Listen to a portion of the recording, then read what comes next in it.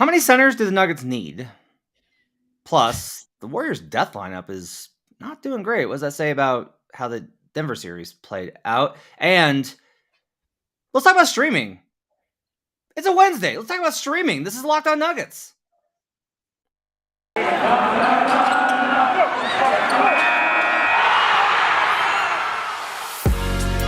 You are Locked On Nuggets, your daily Denver Nuggets podcast. Part of the Locked On Podcast Network, your team every day. Welcome to Locked On Nuggets, your daily Denver Nuggets podcast, part of the Locked On Network, your team every day. Thanks for making us your first listen each and every day. We're free and available on all platforms, as are Locked On Rockies with those plucky Rockies, Locked On Broncos as they head into off-season workouts, and Locked On Avalanche. Avalanche go up 1-0 on the Preds in dominant fashion. Keep it up, Avs. I'm able to be like a fan. The Avs are like the one Denver team that I can actually be like, hey, go Avs. It's nice. My name is Matt Moore. I'm the NBA writer for the Action Network, joined by my colleague, Adam Mares. You can find him on Twitter at Adam_Mares. This is the world's finest with you on a Wednesday. We're going to talk about a number of things today. We are going to go over, first, we're going to talk about the center rotation and what we think Denver needs going forward. Second, we're going to talk about a story out of New Orleans by our old friend Christian Clark, who used to cover the Nuggets, and about Ballys Sports and what they're doing with streaming and how it pertains to Denver. And then the third segment, we're going to take a look around the NBA playoffs and kind of what we've learned from these series and how it might pertain to the Nuggets going forward, because this is, after all, Locked On Nuggets. All right, let's start here.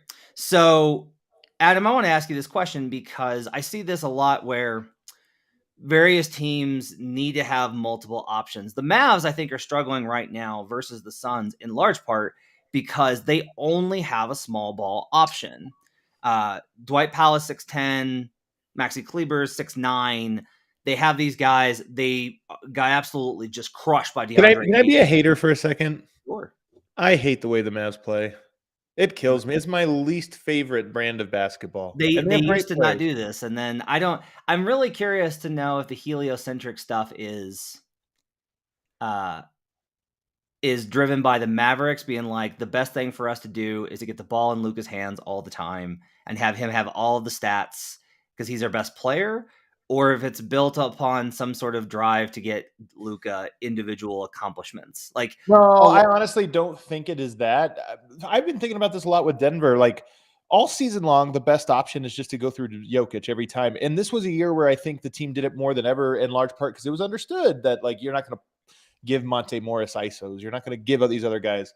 But I think there's just like this limit to, you've got to be versatile. You got to win a lot of different ways. The Warriors against Denver started running pick and rolls more than they ever did throughout the season, but they could. That's the thing, is they have guys and like, hey, we have to alter what we do. And I think that with Dallas, the smartest on any given possession, the smartest thing you can do is spread it out and give it to Luka. One, it limits your exposure to turnovers because there's no passes. Like there's either a shot or one pass in the possession. So it limits your exposure to turnovers. It allows your floor balance to be better in transition, all these different things. I just hate it. I think it's smart in some capacity. I do think they probably are a team that has a ceiling because they're not flexible. I just hate, part of me is this era of basketball is defined by some really interesting things happening where teams are trying some things and pushing the boundaries and we're discovering new things about basketball. And this other part where we've solved it in the most boring ways possible. And so it leads to teams doing things that are more boring, but safer. And Dallas is the epitome of that to me. Well, I'll say this. I think if you asked Daryl Morey, he would really push back on the idea of like solving, because this is what I've been saying for years. Is like Luka was headed down this path the last 3 seasons. As I started being like, he's pretty Harden-like, and our mutual friend Kirk Henderson was aghast at that because he loathes Harden. But over time, it just become very apparent. Like, no, like he drifts for free throws. He's ball dominant. He makes the swing passes. He's marvelous in pick and roll. Like he is. Like this entire thing is what Harden did in Houston. Harden a much better like ISO scorer, 3-point shooter or what have you. Luka better Stronger. at like just stronger and so they do it in different ways, but it is the same thing. Yeah. I think a lot of this is that for Morey, it's like who's available. Like I think if he could have gotten what I keep going back to with this heavy ISO like heliocentric pick and roll stuff is I go back to the Nash 05 team with the Suns and the combination of Nash and Amare. And I feel like all of these guys need the Amare, which honestly is why I think Trae Young is so frustrating for John Collins. Like John Collins seems very frustrated in Atlanta all the time. I think that's one of the reasons why is like Trae kind of has a B version of Amare. Like Collins is great. He can pop, he can hit that short mid range, he can roll to the basket, he can hit lobs, he can space to the corner. There's all this stuff you can do with Collins. And like Trae would rather just run pick and roll with Clint Capella and space out. Like that's what he'd rather do, you know? And so the key I'm trying to get back to with this is I do feel it's interesting you kind of said that. We always talk about like team identities, right? Like what's your identity? Well, I think in the regular season, you need to have an identity. I think in the playoffs and in the regular season versus select teams, that top tier, I think you need to have like 3 identities. I think it's true. I agree with that. And the Nuggets, I think this season, honestly, with how they built their roster initially, like preseason Nuggets, the goal was kind of to have that. Was like, hey, look, if we need to, we're going to play small ball 5 with Jeff Green and or JaMychal Green, and we're just going to play small ball switch all, and that's going to be our counter unit. We're obviously still going to have to solve the problems with Jokic that playing with Jokic presents defensively or whatever, but like our offense is so good, the cost is there, and Jokic proved this season you can manage it. Like you just can. The Nuggets problems versus the Warriors in pick and roll coverage was because their perimeter defenders were terrible, and because they had a lot of breakdowns defensively from everyone. Like I've pushed back a lot on certain people that have tried to assert like this is why Jokic is a liability. I'm like, no, this is why if you execute badly, Jokic is a liability. Like there's a big gap there. But I do think Denver needs, at least for short stints, even in the playoff setting, to have that counter. But we saw this season that without an actual backup center, when they really needed it, like until Boogie came along, it was disastrous. So like my core question for you is, how many centers, guys that are assigned to play 5, even if they're not big men, they can be small ball, but how many do they need on the roster before training camp next season? I think 2. Like if you lose one for a long period of time, obviously it's really going to sting, and you probably have to replace them. Like if you say you brought back DeMarcus Cousins and he got hurt in November and was going to be out till February, you can't go that long with we're going to have to just play small for a while. If DeMarcus Cousins rolls an ankle or the backup center rolls an ankle and he's out for 2 weeks, okay, you can survive that. Like we're going to go small. We're going to have to adjust. I don't think that's going to sink your season. So I think the answer is 2. I don't think you need 3, but 2 is important here. It's funny, man. You think about 2 teams this year that best represent this other than Denver. One was the Phoenix Suns, who last year in the finals, DeAndre Ayton got in foul trouble. One of the game plans was, let's see if we can get DeAndre Ayton in foul trouble, because if he is out, the Suns are cooked. They don't have a good backup option there. And that's exactly what happened in the finals. It's like, okay, we know how to get him in foul trouble. We're going to get him in foul trouble. Now they have no guy to like kind of spell his minutes, and they ended up winning 4 in a row. They addressed that this offseason with JaVale McGee. Is he a great player? No, but guess what? If you get into the finals against the Bucks again, he can give you 10, 12 minutes without you losing by 20 points. Like, it's not that he's good, it's that he saves you, because if you foul a good player like DeAndre Ayton, now, rarely is it going to happen in less than 20 minutes. DeAndre Ayton probably gets to play close to his regular amount of minutes to use up all 6 of his fouls. The question is, can you just survive the few minutes that he's not out there? This also happened, by the way, to Portland last year in the Denver series. Jusuf Nurkic against Jokic, Denver was playing him even or slightly losing those. But Denver realized, hey, he's going to foul out early, and they have to go to Carmelo Anthony as a backup. Denver just bludgeoned him in those minutes. And then lastly, the team that I think is in contrast to that is Philadelphia, who does not have a good backup center option at all, and they get absolutely murdered when Embiid is not on the court. So to me, you need 1.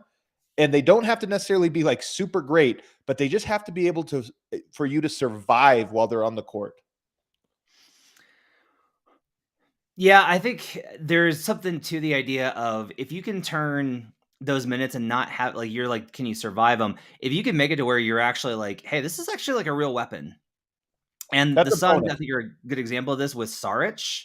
When they had Saric as that 5, it really was kind of a, man, like, they're pretty dangerous. Actually, I wonder if when Sarge comes back, I wonder if the Suns would move him, because that would be a pretty interesting addition. Saric is great too, and honestly, in a lot of series and maybe in the regular season, he might play over a JaVale McGee for Phoenix. Like there's options. Mhm. What I'm saying is, when you get against Giannis, like when he gets against Joel Sure. Embiid or Jokic, you just can't get cute and play those lineups. You have to say no. We need somebody out there that's 6 fouls in 12 minutes. Maybe we lose those minutes by 4 or 6 points, but we don't lose them by 20. Can you imagine if the Mavs had to play the Sixers with Embiid? Like, Well, yeah. But I mean, Embiid would also look really bad defensively against them. And this is the thing That's I true. hate. Again, I hate the Mavs. They've spread you out. They make the game. They can kind of force the game to go that way. Whether it's good enough or not, I think probably not. But they do sort of force the envelope. Well, a lot of this is about execution too. I think it's interesting because like I was very much on you can't play drop in the playoffs, and I've kind of learned like no, that's not true. Like if you play it really like that's what the Suns did in Game 1, is they played drop. They just played it really really well, and Luka had a bunch of points, and they were fine. That's the thing, is they're daring Luka to have a great series, which he will, but it might not be enough. Like when you get to the top, you just need more than one player going for 50. We'll talk about that a little bit later on, but first we're gonna take a break and talk about streaming and the altitude situation and all of these types of things. We'll do that when we come back on Locked On Nuggets. But first, I want to tell you about Built Bar. So Built Bar is amazing. It's the most delicious protein bar on the planet. It's incredible. It's covered in 100% chocolate. You get chocolate, like real chocolate, but in a protein bar. You got only 130 calories with 100% chocolate, 4 grams of sugar, 4 net carbs, and 17 grams of protein. You've got the puffs, which are protein-infused marshmallow with banana cream pie and churro. Crazy flavors, but they're also good. You've got great flavors like banana cream pie, raspberry. I joke a lot on here about which, like I always change which one is my favorite. Raspberry legitimately is actually my favorite one. I think raspberry is the best bar. Double chocolate, so many more. You can check them all out. Find them at built.com. Just go to built.com and use promo code LOCKED15, LOCKED15 for 15% off your order at built.com. We'll be right back on Locked On Nuggets. Back here on Locked On Nuggets. Thanks for making us part of your day and your first listen each and every day. We're free and available on all platforms. Make your second listen. Go check out the Locked On NBA Big Board. It's got host Rafael Barlow along with Richard Stayman, Sam Ferris, and Leif Thulin giving fans an in-depth look at the NBA draft. Obviously, Nuggets, this pick is going to be important. And no matter if it's what they do with it or if they draft somebody, it's got mock drafts, player rankings, and of course the big boards. It's free and available wherever you get podcasts. All right, Adam. So our old friend Christian Clark over at down in New Orleans at NOLA.com has a story about Bally Sports. And New Orleans is having one of the same kind of disputes coming up that a lot of these places have in terms of the streaming rights. The RSNs are getting to be a real touchy area on a lot of this stuff. The Mavs have the same kind of situation that Denver has, where local fans aren't able to watch the games. And the NBA has been very hands-off with this, which I thought was interesting. I'm not sure why, but the NBA has been very much like, well, you're going to have to resolve that on your own. I think maybe just because it's devoting resources, right, to teams over some teams over other teams, and there's kind of a pushback against that.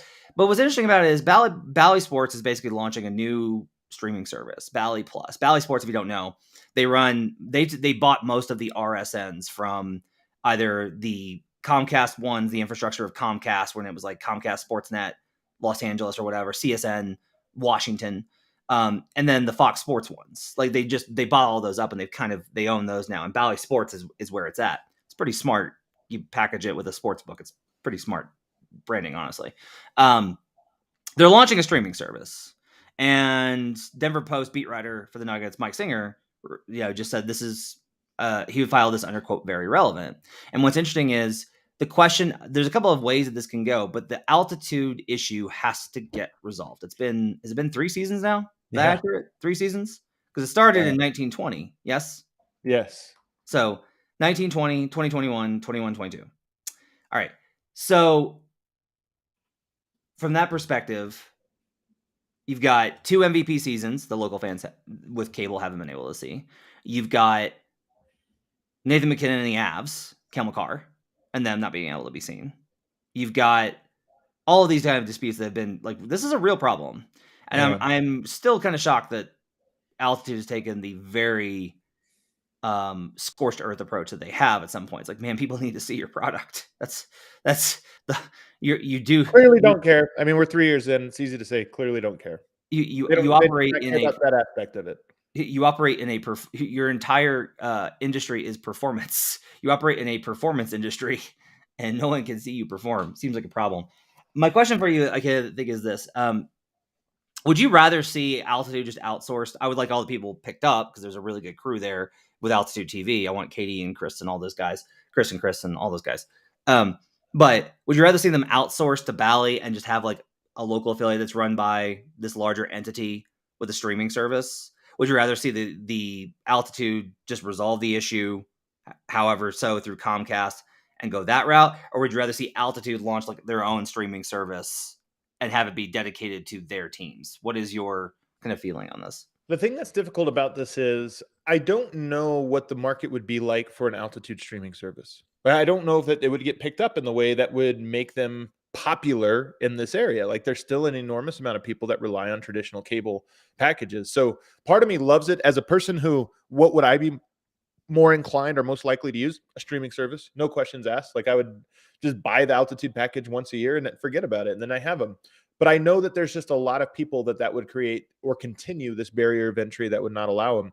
So part of me, just in terms of outcome, is I would rather them on all platforms so that there is an alternative streaming option as well as a traditional cable option. I don't see that happening, though. I don't see it happening. One of the things I asked Matt Hutchins years ago when this first started, he had all the reporters come to an event and he gave a speech, and I asked him like about a streaming. He said it's not viable, and I said, well, what about pioneering one? Like pioneering a new way. The thing about Altitude television radio, I loved the concept. When it launched, it was right before things really started to change. I love the idea of, hey, we're going to make a premium. We're the only ones, we own our content. We're going to make a premium service. And I do, if you watch some of these other broadcasts, a lot of them, not all of them, but a lot of them, not very good. They're kind of just crummy, low budget little studio shows. Altitudes is a premium quality one, in my opinion. The problem was, I think they launched this venture without the will to properly maintain it. And we just went through a 15-year period where media changed more rapidly than probably any other period in time over the last 50 years. And Altitude has not evolved with it. They did not see around the corner, and just doesn't seem like they were either capable or willing to sort of be creative enough to roll with the punches. So for me, when you ask me, like, what would I rather have? I would rather they just outsource this so that everybody has access to it. Because at the end of the day, I don't trust them to get this right. And even if they got it right once, I don't trust them to get it right 5 years from now, 10 years from now, 15 years from now. KSE is such a bigger organization than I thought when I originally came here. It's just like, it's a very large organization. There's a lot of moving parts to it. And that the problem with that is my experience, like when I worked at CBS, whenever there's moving parts, there's just a high level of inertia on stuff.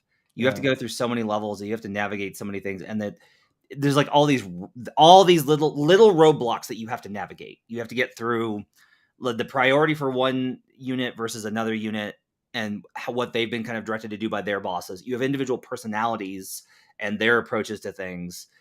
You have career aspirations, like, well, I don't want this to happen because it would hurt my career. Like, there's all these things you have to kind of navigate.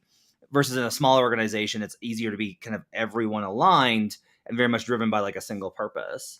And I think, like, I agree with you that I would kind of rather see it outsourced at this point. Like, I want the staff retained, just like they've done this where they've just transferred everything over. It's like, why build up your own infrastructure if you're Bally? Altitude's talent is amazing. Yeah, it's great. Honestly, it's amazing. Katie Winge, one of the best in the biz. Chris Marlowe, one of the best in the biz.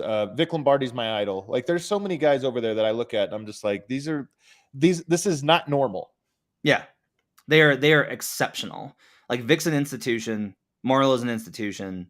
Katie has become just like to me, my thing with Katie Winge is like, I genuinely believe she's going to wind up being like a national analyst. She's so good on color commentary. Dempsey, I've loved forever. He's a good friend of mine. So, but he's also, I have a lot of respect for him as a journalist and like how he covers the team. He's exceptionally smart in how he covers the NBA. Hastings, like, in my opinion, you go through the whole list, and it's just Yeah, Hastings. I like really like almost every single person over there. So it's a good product. They do a good job.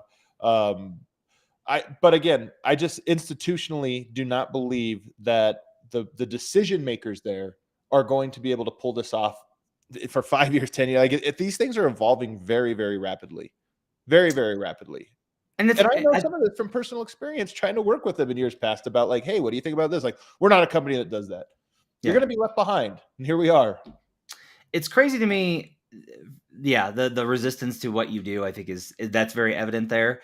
I wonder how much of that is there's these companies. When we see this a little bit with the Lakers, right? When you're a family business, it allows for a little bit more of that rather than like constantly searching for people that are going to be innovators and leaders. And that, I think, is one of the gaps there. It's been striking to me in that how much money and resources and success the Rams have had. Like, that's been just like, I hated them moving in from St. Louis. Like, I'm from Missouri, but like that deal worked out great for the Cronkies. But like, there does seem to be this underestimating of, like, here's how I kind of get the sense of it, that there's kind of this feeling of like, well, look, the Nuggets aren't as valuable as a property, so we have to have a premium on it in order for our investment to make financial sense. And that kind of undermines what we're kind of seeing, which is there's a lot of interest in things in town, including your own ventures that are doing well, investing in the coverage of the Nuggets. Like, right. There's interest there. You have the MVP 2 times. And the Avs are incredible. The Rapids are really good. I don't know about the Mastodon. I'm sure the Mastodon are good too. Like, you have all these teams. I love that you called them the Mastodons. It's the Mammoth. Come on. The Mammoths. I'm sorry. Third grade Matt Moore would be so disappointed in you right now. So disappointed. The Mammoths. I apologize.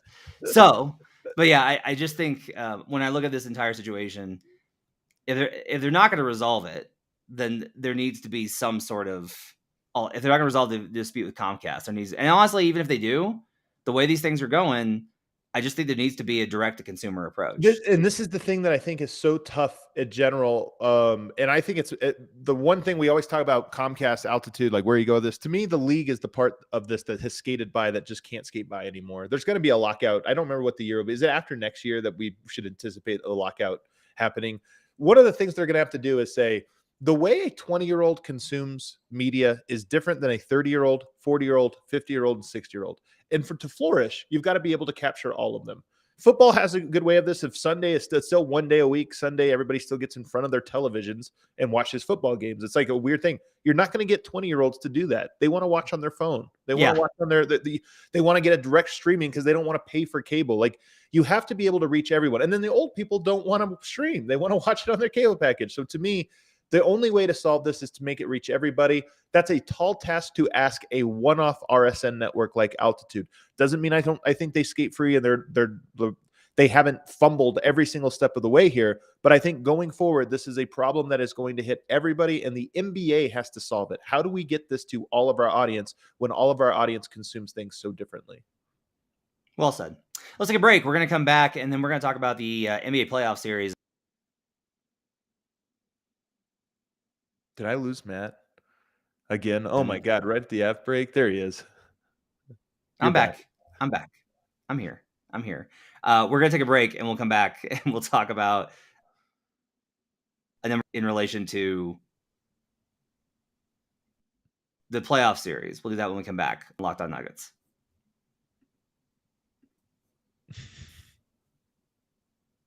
Back here on Locked On Nuggets. Thanks for making us part of your day and your first listen each and every day. Sorry about the tech problems there, Adam. Matt Moore and Adam Mares with you on a Wednesday. Tomorrow, we're going to be together. Tomorrow's show, it's me and Adam together. Friday, Adam has Bronco Squatch, Jake Coyne. Squatch. Yeah, Jake. We're going to go over. He did a great thing. I'll retweet it out on Thursday or Friday because that's what we'll be talking about. He had this nice little like off-season primer. He gets into the weeds of the salary cap, and there's some interesting stuff for us to talk about. It's interesting. I used to really like devote a lot of time and energy to the salary cap stuff, and I've kind of gotten to the point where you just can kind of make whatever it is that ownership is directed happen. If ownership is like, we'll pay this, you're like, all right, we're gonna go to that line. If you're like, well, I'm not gonna pay this. Okay, we're gonna have to get below this line. I And think a lot of that this summer for the Nuggets is that exact thing. Like we can sit here and speculate, but at the end of the day, it comes down to do the Cronkies, are they willing to pay a pretty substantial luxury tax or not? and We have to know especially are that they before we willing to start pay looking. for a pretty substantial luxury tax for a team that was eliminated in the first round? I mean, but those things are connected. Like again, do they view this team as like, oh, that's who they really are? Do they view them differently? Again, I'm curious. I mean, I wish Dan Kroenke would ever speak publicly.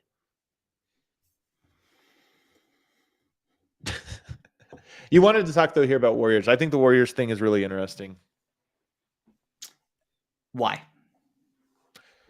Because this was my theory after Game 4, was that the Nuggets they hung with them, and they obviously got blown out in games 1 and 2, in large part because of the death lineup, whatever we're calling this new death lineup.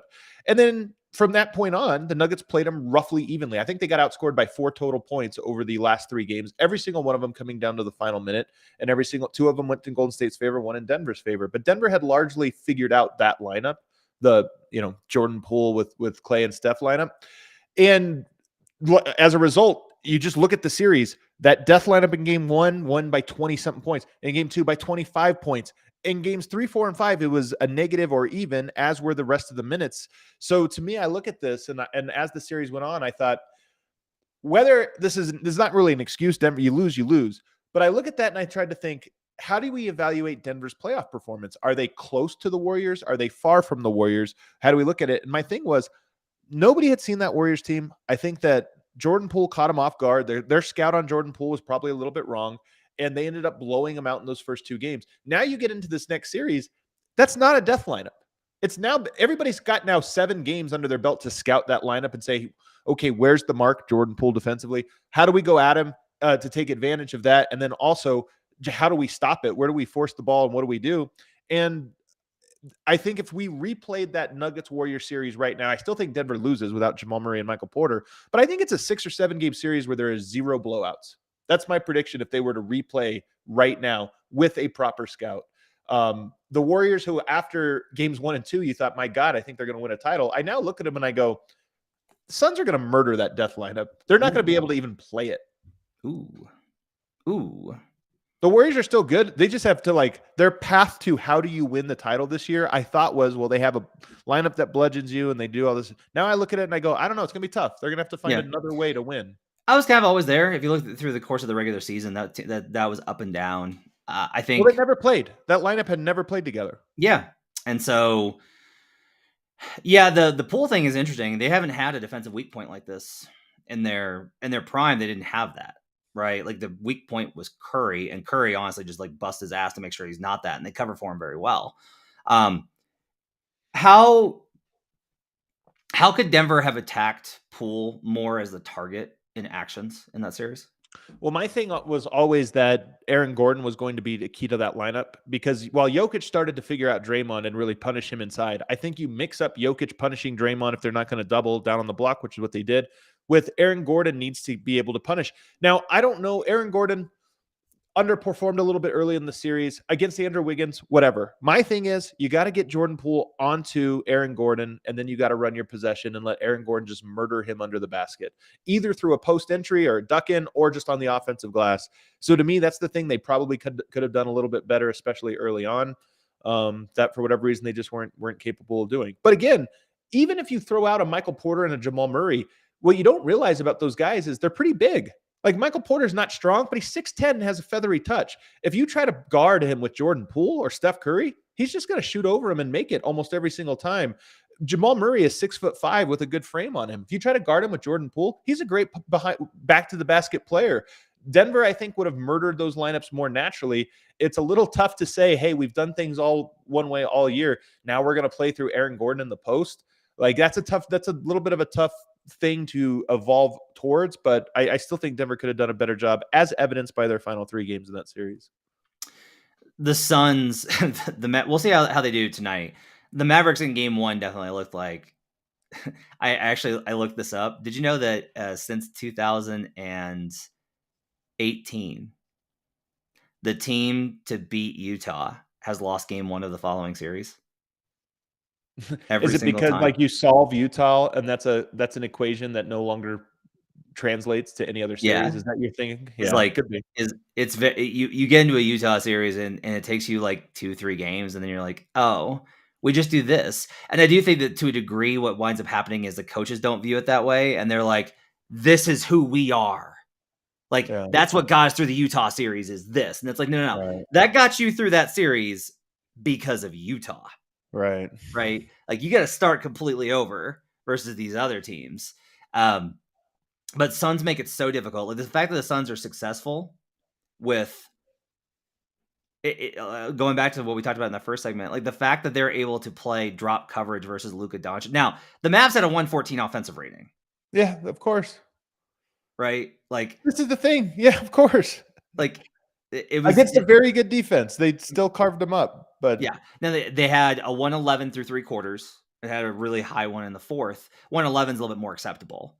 But I think it is kind of interesting. One thing I do kind of want to ask you is I am very much still undecided on Phoenix in terms of everyone else is ahead of me on this. You've mentioned this before.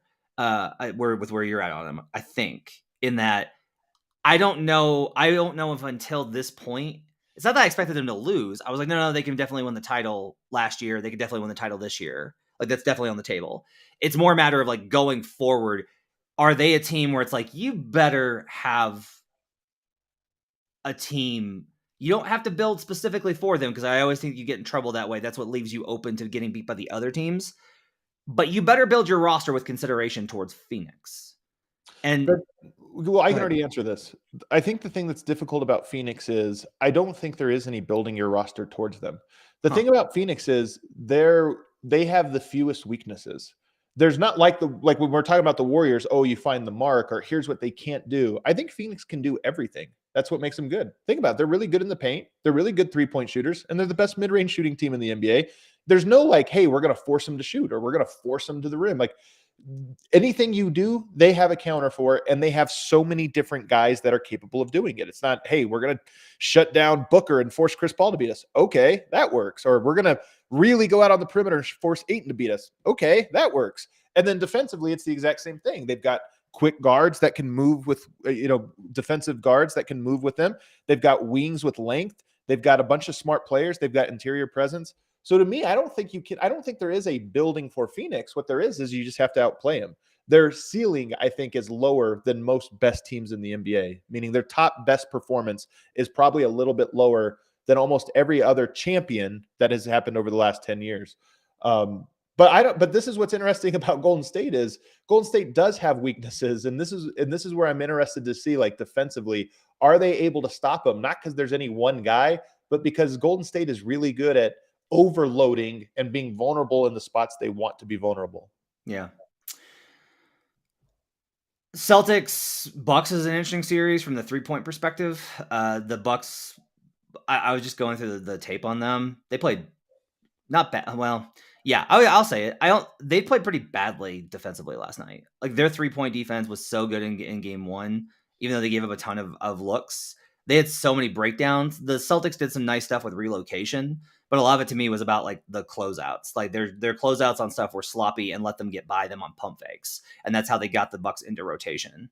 To me, I think kind of the learning point from that is Boston still didn't take a lot of twos. Like they did just kind of bomb from three. I do kind of wonder the shot variance stuff. And Houston kind of, I think, is an example of this with how they missed all those in game 7 versus the Warriors a couple of years ago. I do think that you need to not be dependent on shot variance, even if it's just like depending on it not to be an outlier. I go back and forth on whenever there's like a game where the Nuggets shoot a ton of threes, I get asked, shouldn't they have attacked the rim more? And I'm always kind of like, well, the reason that they took a lot of threes is because the defense was literally like, we will allow you to do anything but get to the rim.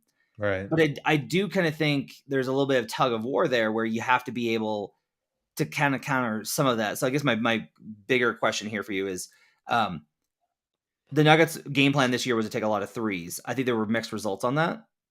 Would you like to see them be a little bit more balanced next year? I thought they did a good job of being in the paint, to be honest with you. I mean, Denver was just so compromised this year that I these things always work together. One way where Denver scores in the paint the most is on offensive rebounding. They didn't do that this year. I think in large part because they didn't spread you out. So would I like to see them do it more next year? Yeah, but I think that happens naturally with just having more spacing on the floor. Zamora asked, what's your guys' favorite series this round? My least favorite is Phoenix Dallas. Yeah. And I'll say Miami, obviously 76ers is boring until Joel Embiid comes back, and it might be too late by the time he comes back. So that one's also a bit of a snooze fest, but it'll pick up, I think, as the series goes on. The other two, absolute bangers. Yeah, Warriors Grizzlies is a lot of fun, even though Dylan Brooks' foul was horrible.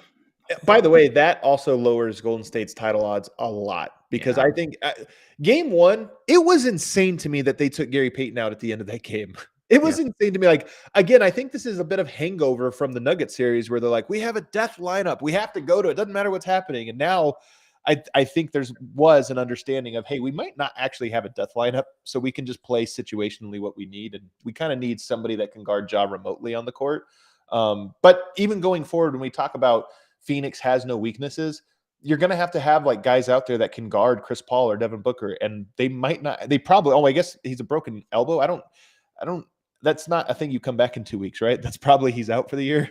Jeff Stotts, who everyone kind of goes to on these injury updates. Stotts said that it's a matter of weeks, not days.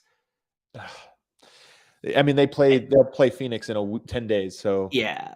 So I think he won't be, he's not going to play in Phoenix. He might be back to the finals if they make it. I'll just tell you like this right now. I'm going to be on Warriors over Phoenix, even without. Man.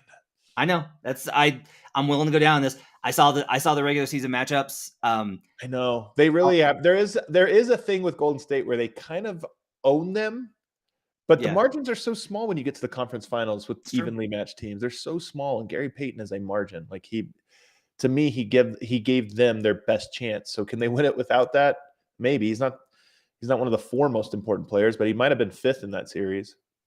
Yeah, I think it'll be interesting. Again, a lot of this just gets back into Ayton. Like Ayton dominated game 1. He was so good. They gave him the ball. They don't do that a lot. This has been my complaint with Phoenix, and it's one of the reasons why I think they're going to let him walk in free agency. Is like they just are they will always have these matchup advantages, and the game 1 was an outlier, and it drove me nuts because I'm like, this is what like versus the Bucks, it was driving me crazy. I was like, why are you not feeding Ayton? Like they have Giannis at 5 and they're switching everything. Give the big man the ball.